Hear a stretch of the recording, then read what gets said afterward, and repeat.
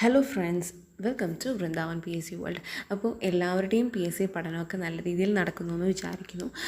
So ഇന്നത്തേൽ how I am preparing for PSC, അതായത് ഞാൻ യൂസ് ചെയ്യുന്ന ബുക്സും അങ്ങനത്തെ കാര്യങ്ങളൊക്കെ ഒന്ന് ജസ്റ്റ് കാണിക്കാമെന്ന് വിചാരിച്ചു കേട്ടോ. അപ്പോൾ ഇത് കരിയർ ഗൈഡൻസിൻ്റെ ഒരു പ്രീവിയസ് ഇയർ പേപ്പേഴ്സൊക്കെ ഉൾപ്പെടുത്തിയിട്ട് കൊണ്ടുള്ള ഒരു ബുക്കാണിത്.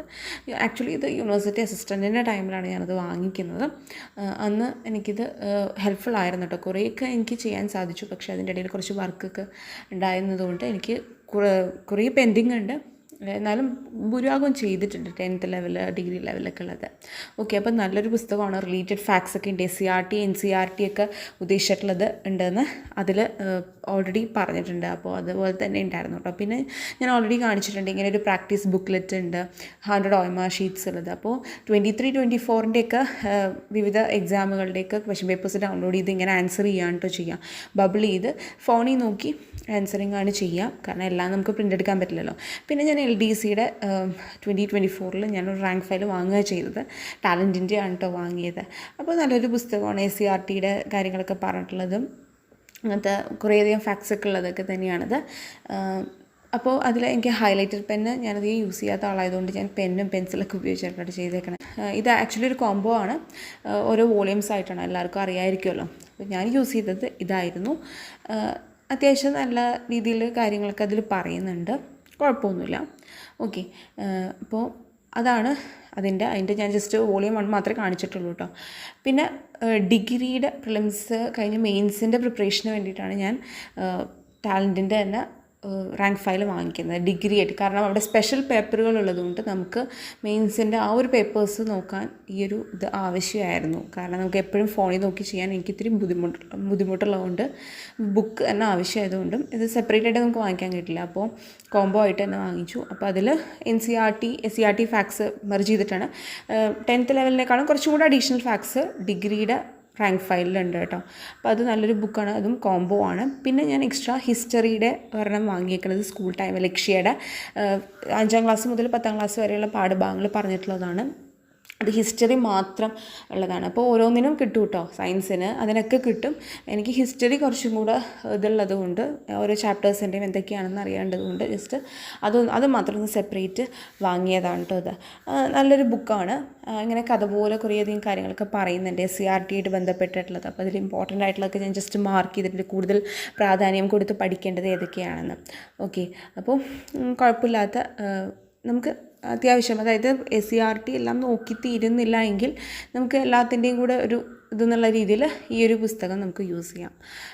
പിന്നെ ഞാൻ ചെയ്തിരിക്കുന്നത് എല്ലാവർക്കും അറിയാവുന്ന പോലെ തന്നെ ലക്ഷ്മികാന്തിൻ്റെ ഞാൻ പറയാറുണ്ട് ഇന്ത്യൻ പോളിറ്റിയുടെ പുസ്തകം, അതാണ് പിന്നെ യൂസ് ചെയ്യുന്നത്.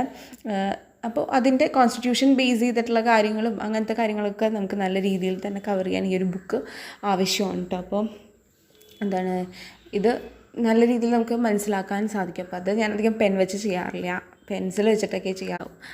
അപ്പോൾ പിന്നെ ഞാൻ നോട്ട്സ് ഇങ്ങനെ കുറേ എഴുതിയെടുത്തിട്ടുണ്ട് കേട്ടോ, കുറേ സബ്ജക്ട്സിൻ്റെയൊക്കെ.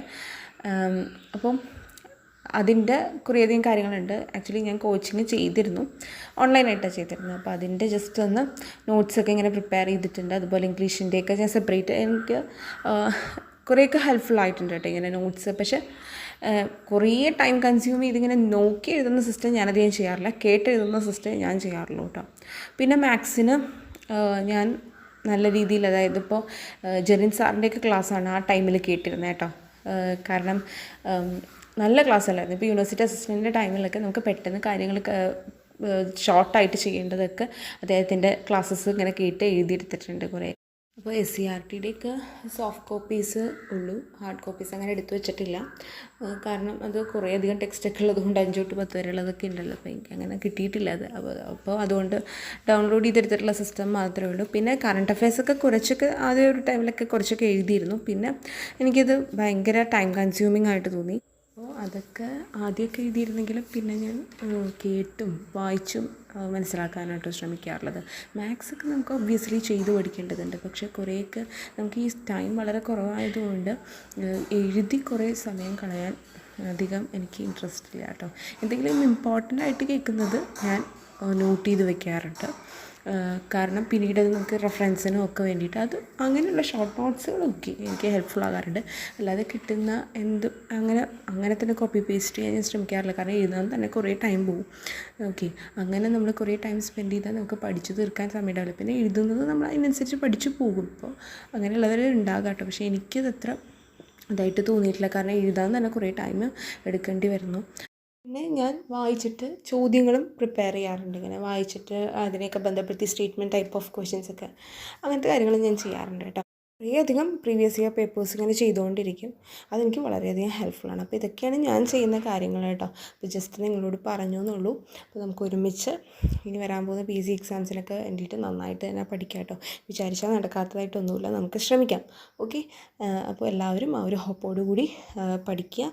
പിന്നെ നിങ്ങളുടെ ഒപ്പീനിയൻസ്, കമൻറ്റ്സ് ഇതൊക്കെ വാല്യുബിളാണ് തീർച്ചയായിട്ടും ഏട്ടാ. അപ്പോൾ നിങ്ങൾ കമൻറ്റ് ചെയ്യുക. നമുക്ക് നെക്സ്റ്റ് വീഡിയോയിൽ കാണാം. Thank you for watching.